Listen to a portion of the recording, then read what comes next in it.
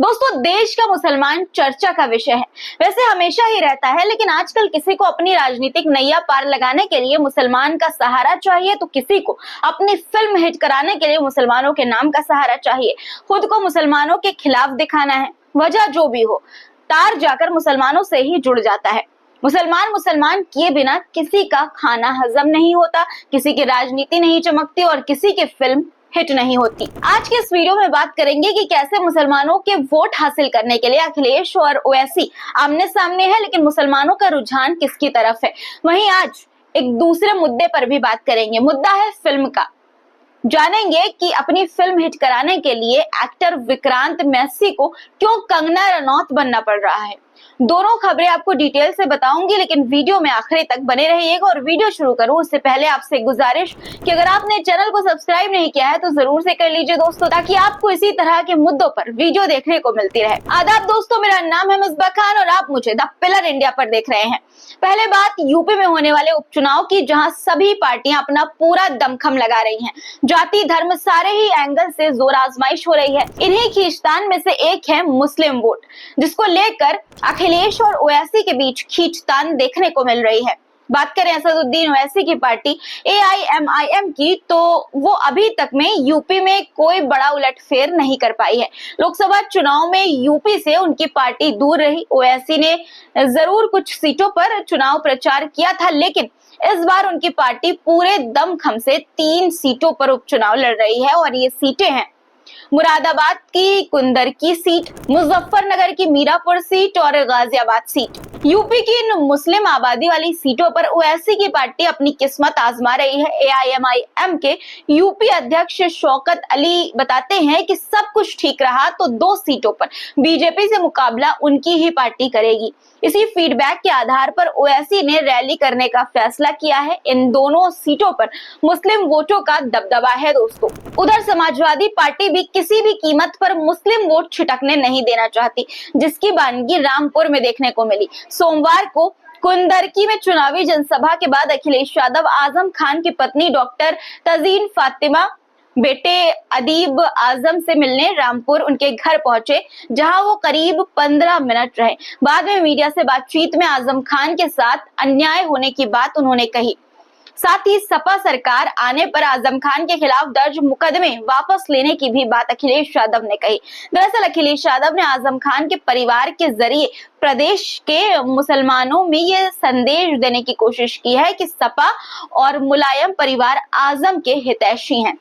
उपचुनाव से पहले आजम परिवार की एंट्री के कई मायने हैं दोस्तों, क्योंकि आजम खान और उनके परिवार पर दर्ज मुकदमों को लेकर सपा के रवैये पर सवाल उठते रहे हैं।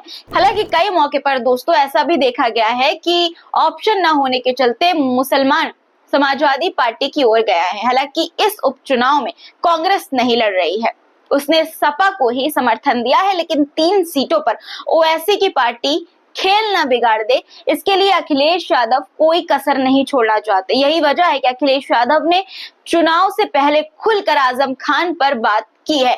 रामपुर पहुंचकर अखिलेश यादव ने स्पष्ट किया कि सपा ने अपनी पूरी ताकत से लड़ाई लड़ी है। यहां तक कहा उन्होंने कि भगवान जानता है और सपा जानती है, कोर्ट जानता है कि हम लोगों ने कितनी मेहनत की है। हम लगातार लड़ाई लड़ रहे हैं, पार्टी आजम खान के साथ है और इंसाफ की लड़ाई लड़ती रहेगी। वहीं उन्होंने कुंदरकी जनसभा में अपने संबोधन में आजम खान और जौहर विश्वविद्यालय का भी जिक्र किया। उन्होंने कहा कि रामपुर में सपा नेता आजम खान को परेशान करने के लिए भाजपा ने साजिश रची है। उन्होंने जौहर विश्वविद्यालय पर की गई कार्रवाई का भी जिक्र किया। अब आइए समझते हैं कि यूपी उपचुनाव में मुसलमानों का समीकरण क्या है। नतीजा कुछ भी हो, लेकिन ये तो तय है कि असदुद्दीन ओवैसी के आने से नुकसान अखिलेश यादव को सीधे तौर पर होना ही है। वे सबसे पहले मीरापुर में प्रचार करेंगे, फिर कुंदरकी में रैली करेंगे। पिछले विधानसभा चुनाव में कुंदरकी में ओवैसी की पार्टी को करीब 14,000 वोट मिले थे।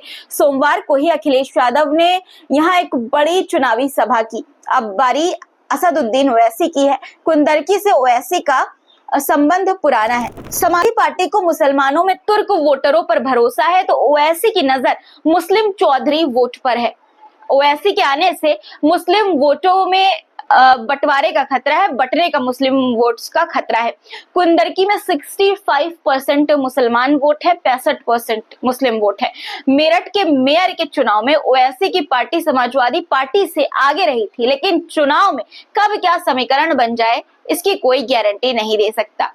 इसलिए दोनों ही पार्टियां कोई कोर कसर नहीं छोड़ना चाहती हैं। ये तो रही बात राजनीति की दोस्तों, जिसमें नेता खुद को मुस्लिम हितैषी दिखाना चाहते हैं, कोई मुसलमानों की बुराई करके अपनी राजनीति चमकाना चाहता है, तो कोई मुसलमानों को अपनी तरफ लेकर। लेकिन राजनीति के अलावा मुसलमानों का नाम अब फिल्म इंडस्ट्री में भी पहुंच गया है। यहाँ भी फिल्मों को प्रमोट करने के लिए मुसलमानों का नाम लिया जा रहा है। 12th फेल वाले विक्रांत मैसी को तो आप जानते ही होंगे दोस्तों। इन दिनों वो अपनी आने वाली फिल्म द साबरमती रिपोर्ट के प्रचार में लगे हुए हैं। ये फिल्म आगामी 15 नवंबर को रिलीज हो रही है। ये फिल्म 2002 में हुए गोधरा कांड पर आधारित है। फिल्म की प्रमोशन के लिए अब विक्रांत ने मुस्लिम कम्युनिटी पर बयान देना शुरू कर दिया है, जिसको लेकर अब लोग इंटरनेट पर उनसे कई सवाल पूछ रहे हैं। सोशल मीडिया पर लोग उन्हें ट्रोल भी कर रहे हैं। पहले उन्होंने क्या बयान दिया है वो आप सुनिए। चीजें मुझे बुरी लगती थी वो एक्चुअली बुरी है नहीं। लोग कहते हैं मुसलमान खतरे में, कोई खतरे में नहीं है, सब सही चल रहा है। तो इसीलिए आज मैं कह रहा हूं कि I have changed over the. Film Sabarmati files को हिट कराने के लिए विक्रांत कुछ भी बोलने को तैयार है, यहाँ तक कि अपनी विचारधारा बदलने को भी। और वैसे भी वो ये पहले ही कह चुके हैं कि देश में लेफ्ट और राइट जैसी कोई विचारधारा ही नहीं है, एक राइट है और दूसरी एंटी राइट। अब आप समझ ही सकते हैं कि विक्रांत मैसी किस पिच पर जाकर मैच खेल रहे हैं। वो एक तीर से दो निशाना साध रहे हैं। पहले तमाम तरह के बयानों से अपनी फिल्म चमकाना चाहते हैं, दूसरा कंगना रनौत जैसे ऊल जलूल बयान देकर हो सकता है कि राजनीति में भी एंट्री करना चाहते हो, और बड़ी बात रही है कि बीजेपी से उन्हें टिकट भी मिल जाए। मैं ऐसा क्यों कह रही हूँ, इसके पीछे भी उनका ही दिया एक बयान है दोस्तों। ये महाशय उस आजादी को सो कॉल्ड बता रहे हैं जिसके लिए हमारे तमाम पुरखों ने अपनी जान न्यौछावर कर दी, तमाम योद्धाओं ने अपनी जान की कुर्बानी दे दी। इन्होंने सिर्फ आजादी की ही नई परिभाषा नहीं लिखी, बल्कि विक्रांत को लगता है कि हिंदू भी अब आजाद हुआ है। सुनिए। सबसे पहले तो we need to understand that we are a very young nation. 76-77 years हुए हमें। इतने सौवों साल के ऑपरेशन के बाद मुगल आए, फिर मुगल के पहले भी आए, कुछ डच आए, फ्रेंच आए, सारे आए, फिर पहले मुगल आए, फिर डच आए, फ्रेंच आए, फिर अंग्रेज आए। सौवों साल के ऑपरेशन के बाद हमें एक सो कॉल्ड आज़ादी मिली। पर क्या वो वाकई आज़ादी थी? कॉलोनियल हैंगओवर जो वो छोड़ के गए उसी में हम लग गए। तो मेरा ये मानना है कि आज जो हिंदू है वो अब उसको फाइनली जाके एक पोजीशन मिली है जहां पे वो अपनी आइडेंटिटी की मांग रख रहा है अपने ही देश में। विक्रांत मैसी के इस बयान से फैंस काफी नाराज हैं। सोशल मीडिया पर लोग एक्टर को काफी ट्रोल कर रहे हैं। वहीं कुछ लोगों ने एक्टर की तुलना कंगना रनौत से कर डाली। खैर, ये ऊल जलूल बयान देना विक्रांत की कोई मजबूरी है या फिर वो मुसलमान हिंदू करके चर्चा में बने रहना चाहते हैं और सफलता का शॉर्टकट ढूंढ रहे हैं। कंगना तो ऐसे बयान दे देकर संसद तक पहुंच ही गई हैं, लेकिन कहीं विक्रांत मैसी मनोज मुंतशिर बनकर ही न रह जाए, ये तो वक्त ही बताएगा। इन दोनों ही मुद्दों पर आपकी क्या राय है, कमेंट बॉक्स में अपनी राय जरूर बताइएगा। वीडियो पसंद आया हो तो इसे लाइक करें, शेयर करें और चैनल को सब्सक्राइब जरूर कर लीजिए। दोस्तों, वीडियो में आप अपना नाम जरूर लिखा करिए, अपनी राय जरूर बताया करिए, ताकि हमें ये पता चल जाए कि हमारा वीडियो कौन कौन देख रहा है। फिर मुलाकात होगी दोस्तों नए मुद्दों के साथ। तब तक के लिए खुदा हाफिज।